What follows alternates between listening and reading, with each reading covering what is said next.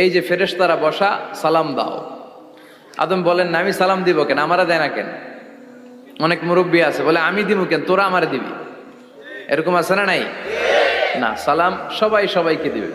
স্বামী স্ত্রীকে দিবেন, স্ত্রী স্বামীকে দিবেন, বড়রা ছোটদের দিবেন, ছোটরা বড়দের দিবেন, এক ভাই আরেক ভাইকে দিবেন, বোন ভাইকে দিবেন। তাহলে ফ্যামিলির মধ্যে শান্তি দিয়ে ফ্যামিলিটাকে সমৃদ্ধ করে দিবে কে?